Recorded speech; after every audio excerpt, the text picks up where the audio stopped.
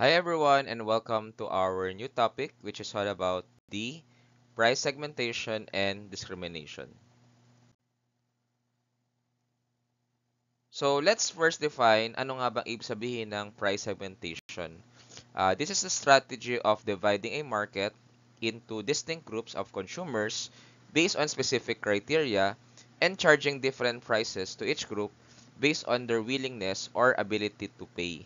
So sometimes no, we are trying to segment the market based on demographics, psychographics, and other geographic and other factors. Tapos ang gagawin natin is i-charge natin sila or ipa-price natin sila differently. So ang objective nito is to maximize revenue by capturing consumer surplus and tailoring prices to different segments of the market. Since yun nga no, we are trying to maximize revenue, we really need to do price segmentation nang sa ganon ay yung mga may kakayahang bumili ng mas malaki at willing silang bumili for that price ay makukuha natin no yung sales na yon from them from that segment. Another one is price discrimination. This is a more specific form of price segmentation where the same product or service is sold at different prices to different consumers or groups of consumers based not on cost but on perceived value or willingness to pay. So this is part of the it is a more specific form nga ng price segmentation kung saan yun nga no we are trying to price no a service or a product no to different group of consumers. So the objective is also to increase profits no by charging each customers the maximum they are willing to pay.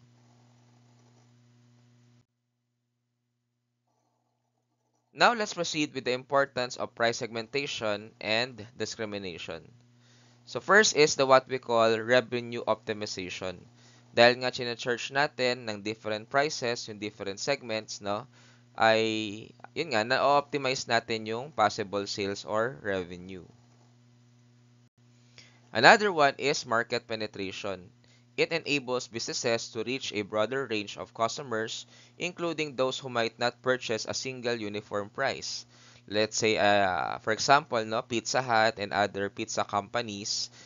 Before, Pizza Hut is just catering for middle class because of their prices, no? But because they have kiosks, no, to offer buy one take one pizza, then now they are also penetrating even the lower middle class and the other no people who have lower economic status. Then of course we have the competitive advantage wherein price segmentation allows companies to better compete in markets with diverse customer bases by meeting the specific needs and budgets of different segments. So because of this price segmentation and discrimination ay nagkakaroon din ng competitive advantage yung mga companies para makater nga yung different or diverse customers. Examples of which is the airline, no?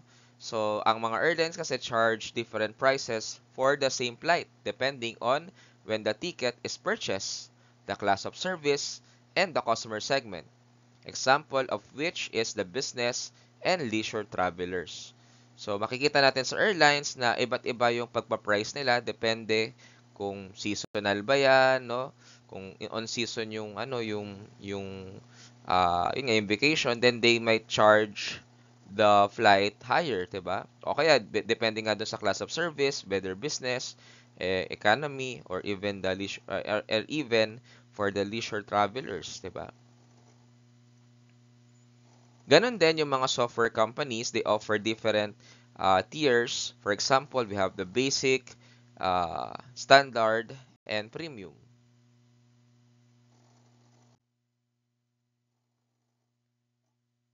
There are types of price discrimination. The first is the first degree price discrimination, or other terms is personalized pricing. So the definition is the practice of charging each individual customer the maximum price they are willing to pay, capturing all consumer surplus. So how do we implement this? No, it requires detailed knowledge of each customer's willingness to pay, often achieved through direct negotiation or advanced data analytics.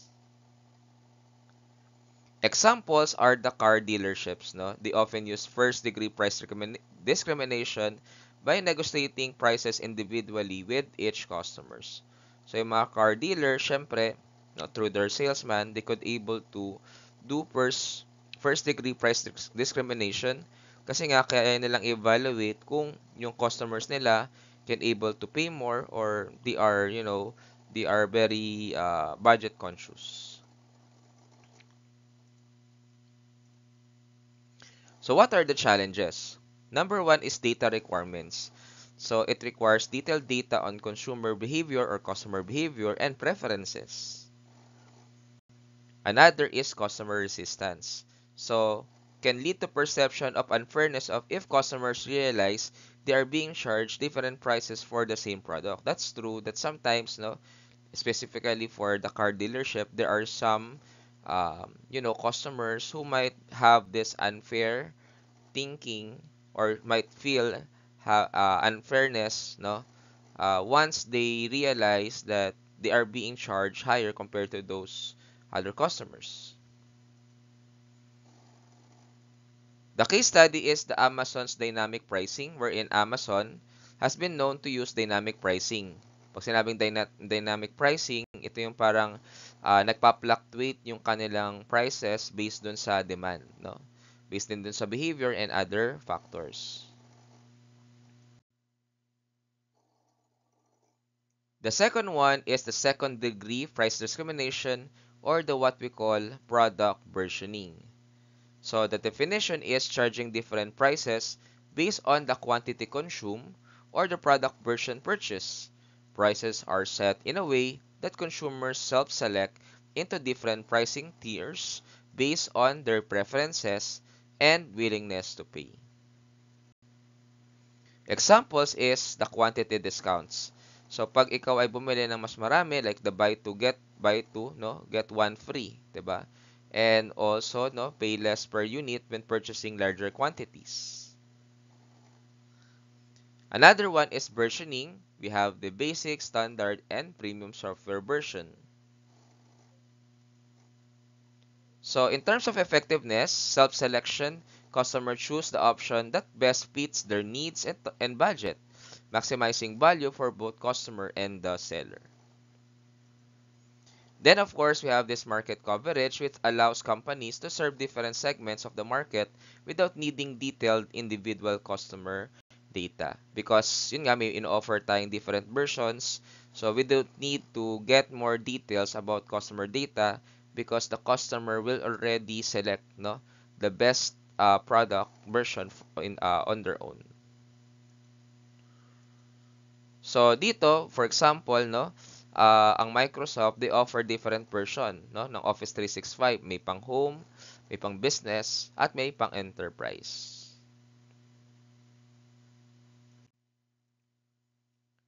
Another type of this price discrimination is the what we call group pricing, wherein the definition is charge different prices to different groups of consumers based on identifiable characteristics such as age, location, or occupation. Examples is student discounts. So, of course, for students, no, since they have lower purchasing power, that's why they are being offered lower prices. Another is geographical pricing. This is where we are trying to charge prices based on different countries or even regions. So what are the implementation and challenges? First is the market segmentation. There should be a clear segmentation of the market and understanding of each group's price sensitivity. Of course, price sensitivity has something to do with how the product are perceived, whether it is essential or a luxurious item, which it affects the demand once you increase or decrease your prices. Next is the legal and ethical consideration.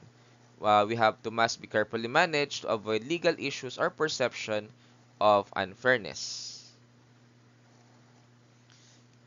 So we have this movie theater, no, kung saan they often offer lower ticket prices for seniors and students, which is a classic example of third-degree price discrimination.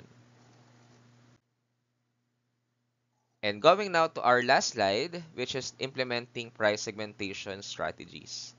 So here, first is we should conduct market research and segmentation. So dapat is nagkakaroon tayo ng tinatawag na consumer analysis kung saan ina-analyze natin based on demographics, behavior, and willingness to pay. Ganon din in terms of data collection, pwede tayong gumamit ng surveys, focus group, and data analytics.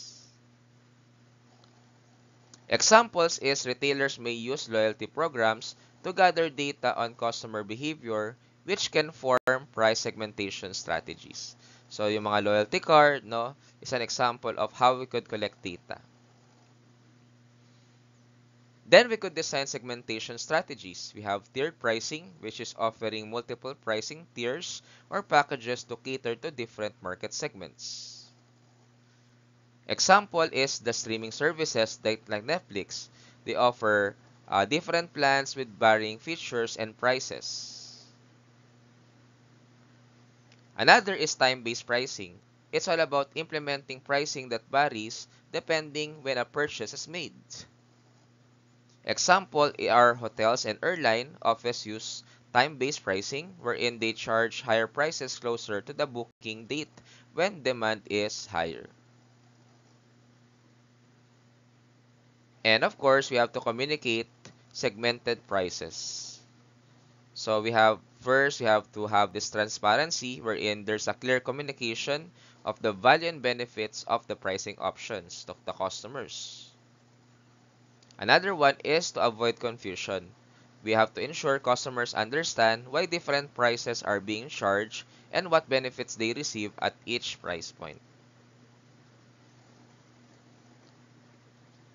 Example of which is the Airbnb, kung saan they are using data-driven pricing, kung saan they adjust rental prices based on factors like seasonality, yung demand, yung location, which allows them to have effective price segmentation across its platform.